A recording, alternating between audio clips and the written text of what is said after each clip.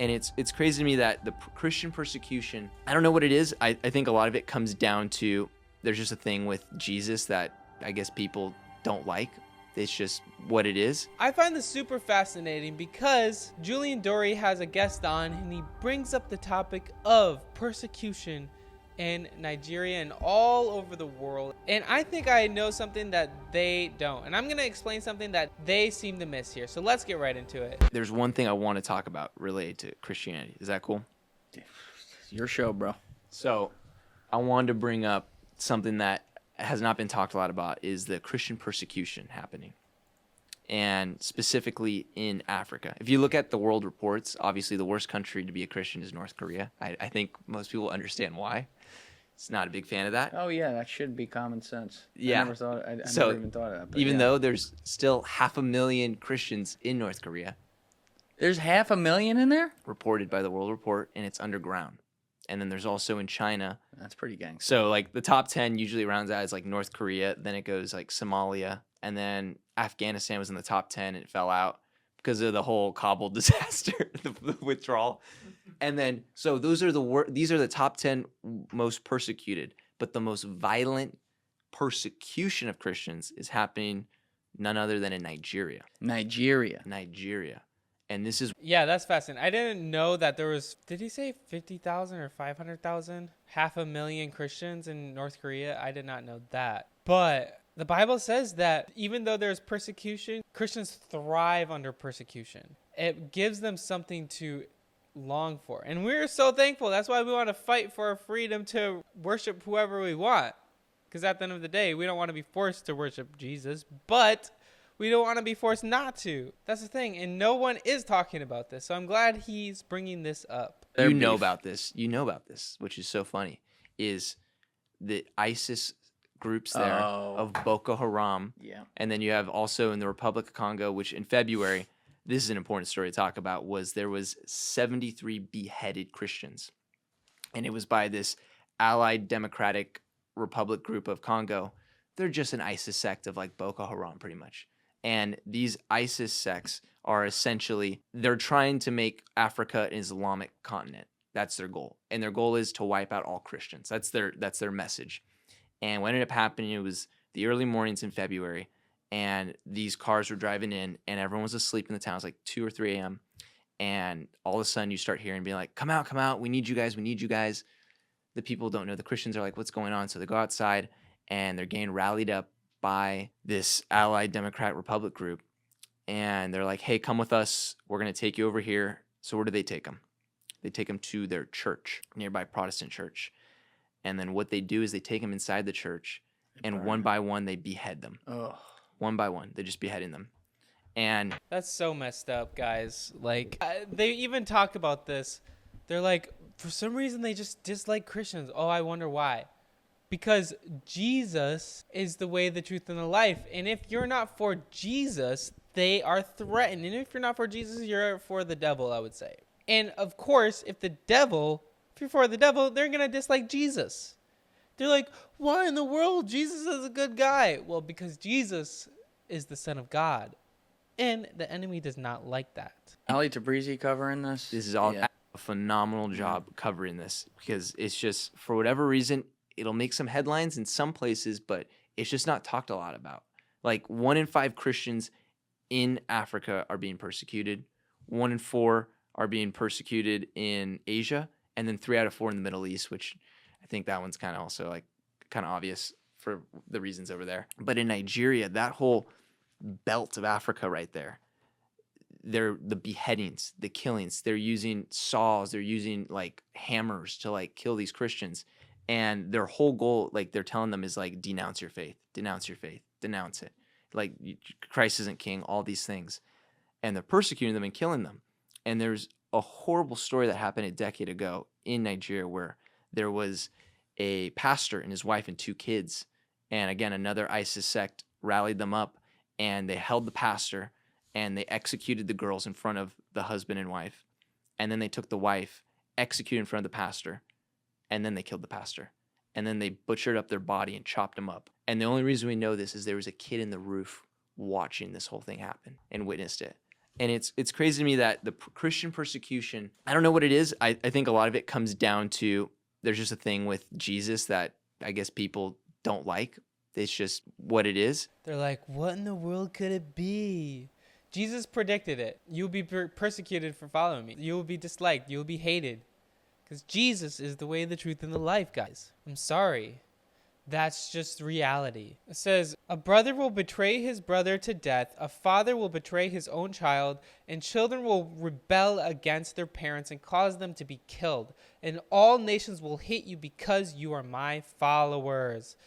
But everyone who endures to the end will be saved. That's crazy. John 15 verse 18 says, if the world hates you, remember that it hated me first. The Bible clearly states that these things will happen. But what good is it to gain the whole world if you lose your soul? They have eternal life in mind. So that's why they're willing to stand up for their faith.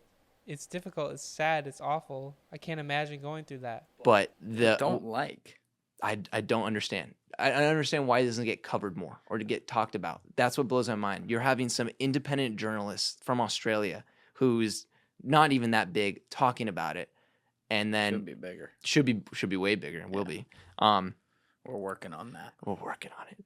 And, it's taking these independent journalists to talk about it. And then once they talk about it, you get a few of these main media outlets that talk about it, and then it's done. Where it's just, it's crazy to me where it's like these things are not being talked about. And they're killing these people, Julian, because of their faith, which is crazy. Freaking crazy to me. And I know there are other ones, and there's always the game of being like, well, what's happening in Israel, Palestine? What's happening to the Muslims or the Uyghurs in China? And it's like, look, I'm not playing that game. I'm just saying I've looked into this. This is something that's not talked about a lot. I just want to bring it to light.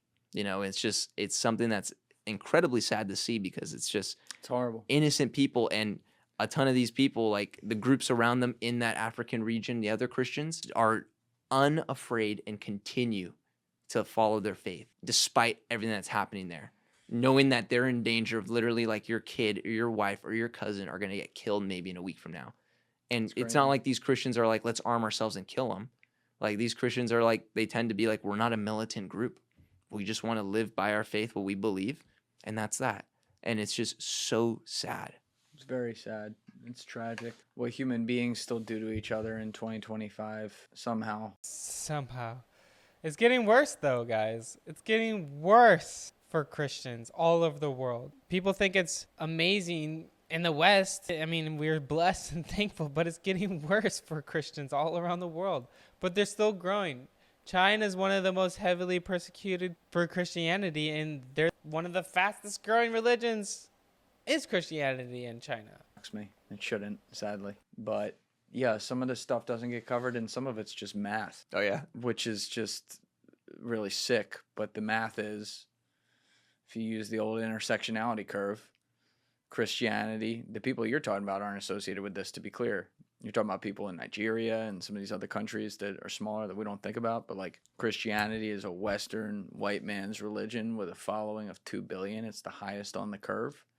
From a victimhood perspective, the scales aren't low enough down the curve for people to pay attention to. And I think that's part of the problem. I don't think it's, I'm sure. That's the problem, though. Christianity is not a white man's religion. It's not. The highest population in Christianity is African women. So whose religion is it? It's not white men religion. And obviously it came from the Middle East. Some sick people who are like, decide they got beef with like the character of Jesus. I think that's really weird and probably sick, but whether it's weird for him, but it's so obvious for Christians.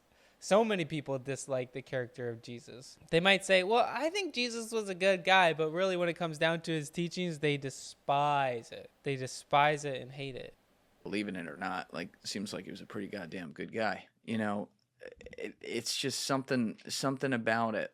It's been that way for a long time, and we play this game to where people got to fight over whose tragedy is worse. It's all bad. Yes. We should treat it all the same. If anyone is killed, just start at murder. It's wrong.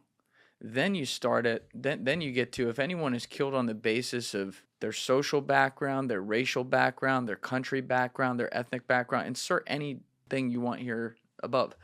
You know, it's all horrible. Yeah. And part of the problem is what gets clicks. Yeah. We know this. You know, I saw Charlie Kirk tried to get this kid at Cambridge in a gotcha, and he failed miserably. The kid was advocating for Palestine. He's like, "Can you name me the other genocides happening around the world?" And the kid goes, "Myanmar," and which is the one, which is the one that Ephraim fights. So we know about that. And then, you know, it's really sad. I can't remember the other one he said. That's horrible right now. I can't remember it. But the point exactly, actually, to Charlie's point right there. But this kid being someone who's outspoken about genocide right now in Palestine, you know, Charlie was trying to play the game of, well, you only care about Palestine because it's low on the curve or whatever. And the kid very quickly proved, no, I care about all of them. Any of it's wrong. We're talking about this one right now because it has the most attention. And I think that's part of the problem. We have ones that have the most attention. They should all have the highest degree of attention. It's a very... Yeah. So I think it's interesting. Obviously, all murder is wrong, and we need to pray for the people who are being persecuted, that God will just keep the people safe and give people hope and strength, even when it seems dim and gloom, even when it's hard and difficult. We can pray that God will be with them and that he'll send his angels to protect them. Anyway, guys, thank you so much for watching. I encourage you to seek Jesus more than ever before. In the description below, you can click a link to help you to decide to follow Jesus for the first time. I encourage you guys to do that today. Now, guys, remember, Jesus loves you.